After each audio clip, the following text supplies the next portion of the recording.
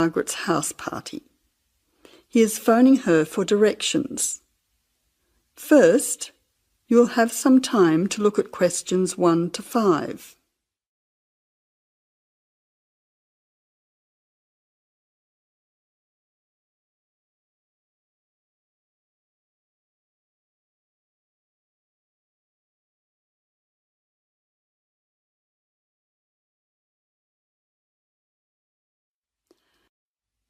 Now listen carefully and answer questions 1 to 5. Jack has got lost on his way to Margaret's party. He is phoning her for directions.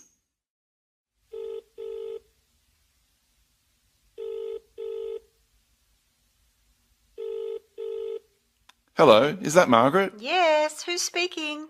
Margaret, it's Jack. I think I'm lost. I can't see a signpost and... Jack, so where are you now? Well, I'm a bit confused about the directions, but I'm at a T-junction. What can you see around you? I can see a pub on the corner. Can you see the name of the pub? Wait a minute, let me see.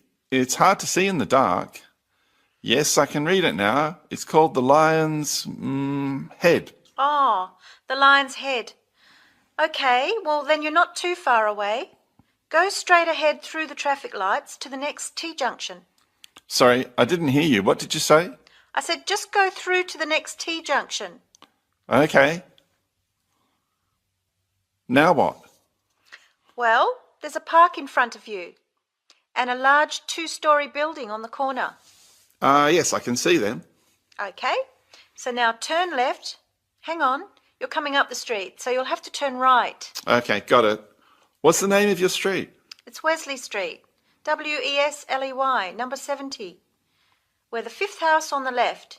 You should see a red letterbox and some bushes in front of the house. Okay, 5th house, number 70. I should be there soon. Am I late for the party? It sounds like things are happening there. No, it's only just started. That's good. I should be there in the next 10 minutes. See you soon. Jack hangs up and walks on. 7 minutes later, he calls Margaret again, as he still can't find the house. You now have some time to look at questions 6 to 10.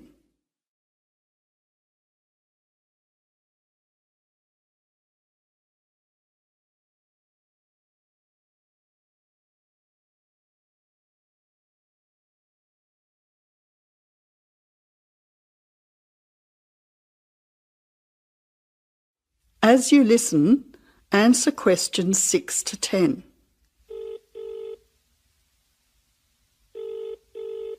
Who's speaking? Hi, Margaret. It's Jack again. Sorry to bother you. Listen, would you mind doing me a favour? Of course, what? Could you tell Mike I have got his camera? I've tried to send him a text message, but it's not going through. Oh, he's not here yet. Oh dear, he said he'd be there early. He might be lost too. Okay, I'll call him. What's his number? 0482 563379. Oh, so that's 0485. No, 0482 563379. Okay, I'll call him right away. But where are you now? Well, I'm in your street, but I still can't find your house. I can't see the numbers very clearly, or a red letterbox. It's pretty dark. I thought you said it was easy to find. Oh, okay, wait there. I'll come outside and get you. All right then, and don't worry about calling Mike. I'll try to call him now. Hang on, there's someone coming down the street. It looks like Mike. Oh, and I can see the letterbox now. It was hidden behind a bush. See you soon.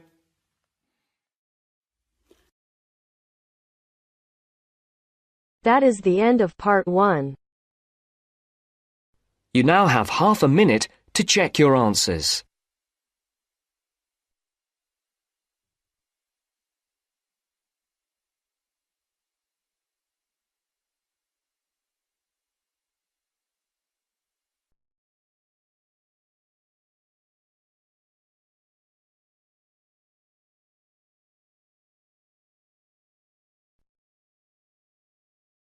Now turns to part 2. Part 2. You will hear a presenter on a radio phone-in show. The presenter is talking to a woman who was bitten by a poisonous spider. First, you have some time to look at questions 11 to 15.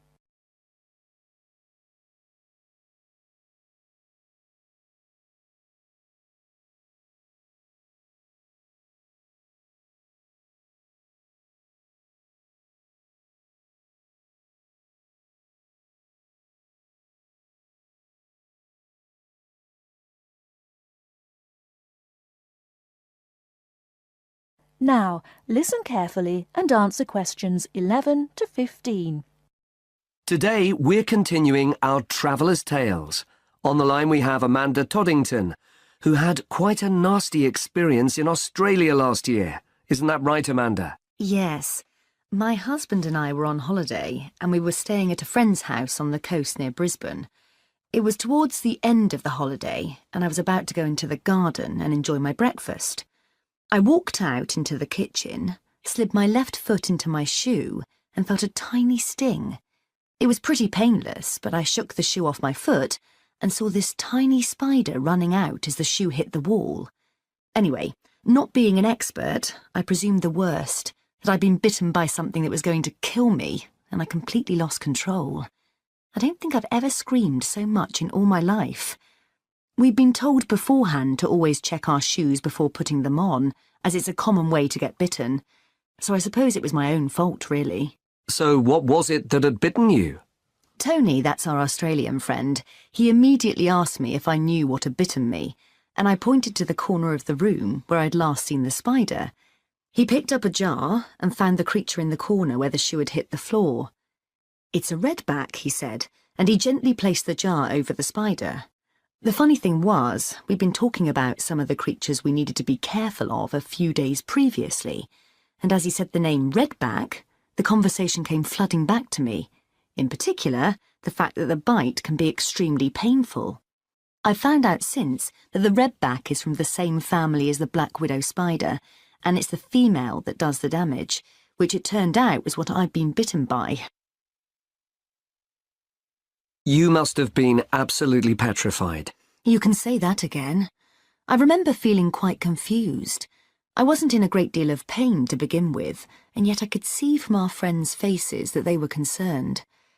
Tony explained that the venom or poison of the bite spreads quite slowly, so the pain doesn't feel too bad at first.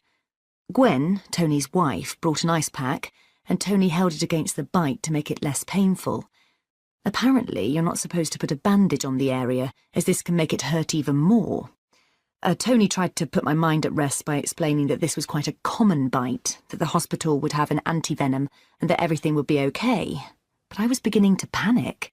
We were flying back to the UK the next day, and I really didn't know what to do. Before you hear the rest of the talk, you have some time to look at questions 16 to 20.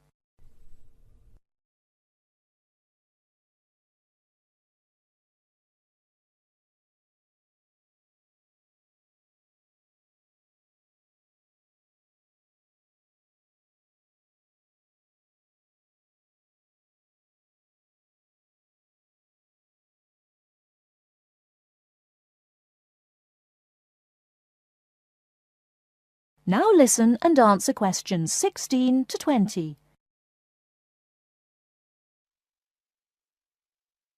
So what did you do?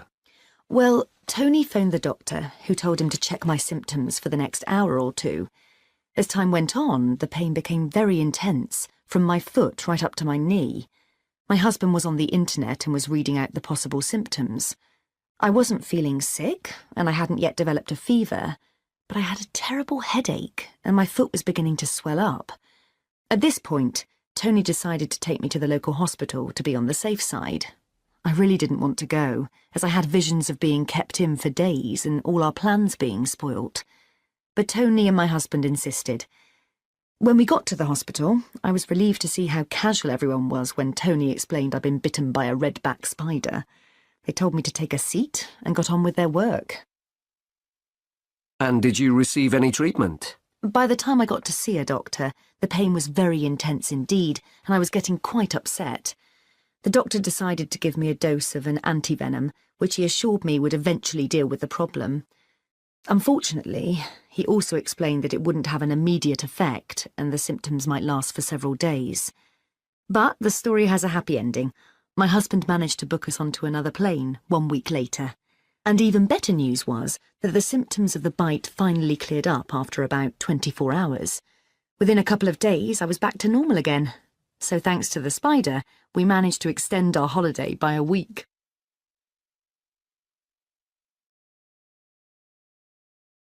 That is the end of part 2. You now have half a minute to check your answers.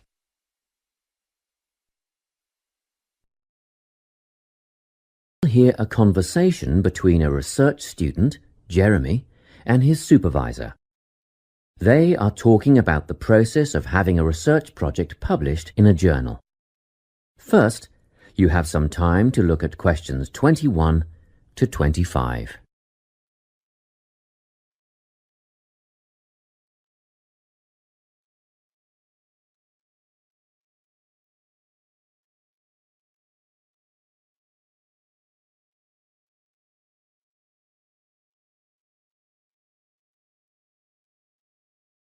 Listen carefully and answer questions 21 to 25.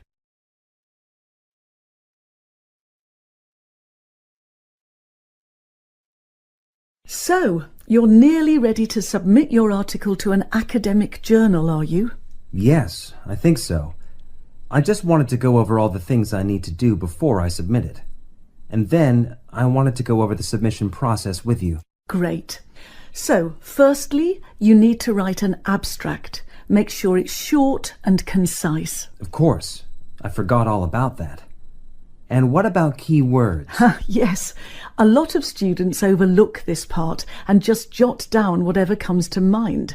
But take some time to make a list of key words that are accurate and relevant. Okay. Another thing. Could you have a look at my article before I submit it? Absolutely. Actually, at least 2 senior staff members should always read through a final draft before submission. Do you mind if I give it to Professor Johnson to have a look at as well? Not at all. I'd be glad to have the feedback. Do you know which journal you want to submit to yet? Not yet. I have a short list of about 3 that I'm interested in.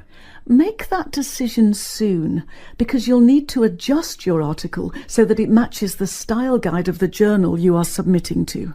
I bet that can take a while. Yes, but after that you are just about ready to submit. One more thing, you'll have to sign the copyright form, just confirming that it's your own work, and then you're good to go. Before you hear the rest of the conversation, you have some time to look at questions 26 to 30.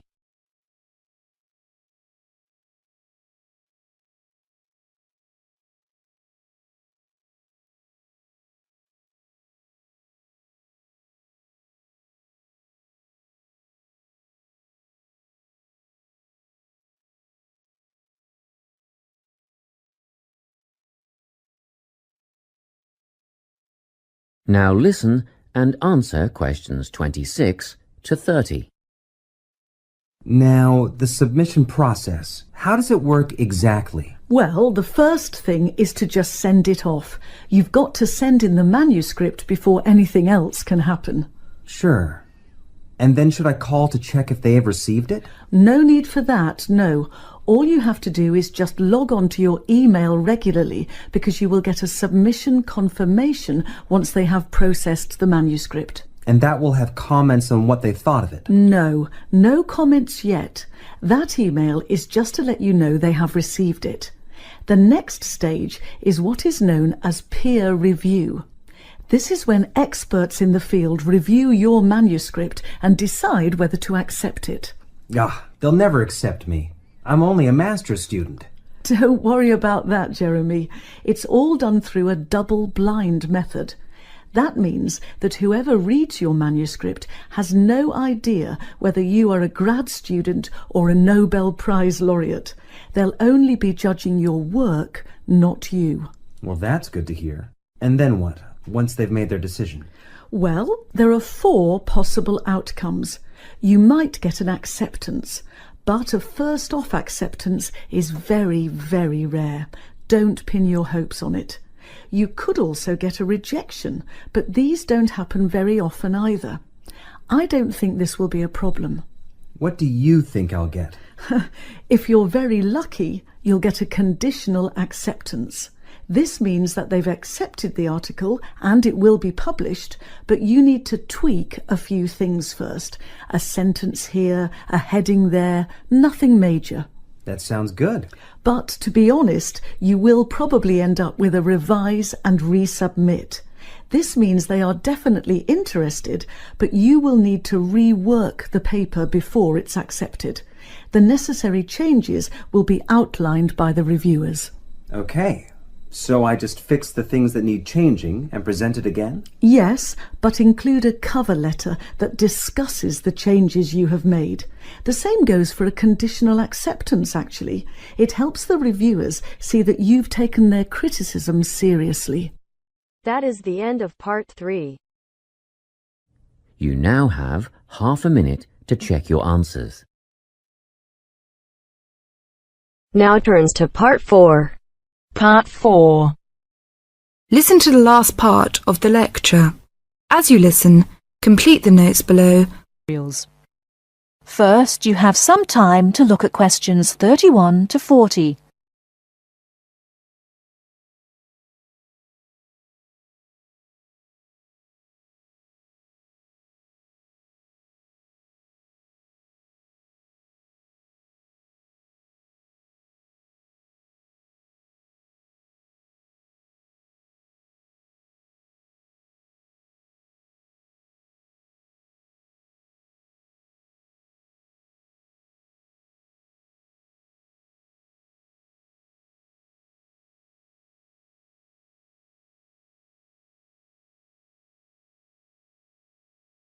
Now listen carefully and answer questions 31 to 40.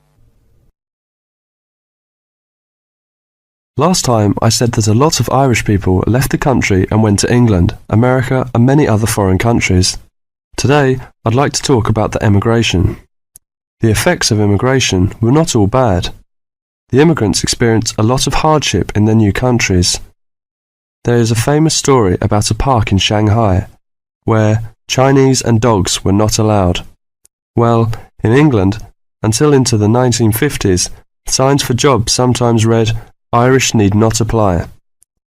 The immigrants often experienced discrimination, but they formed many organisations to look after their fellow immigrants.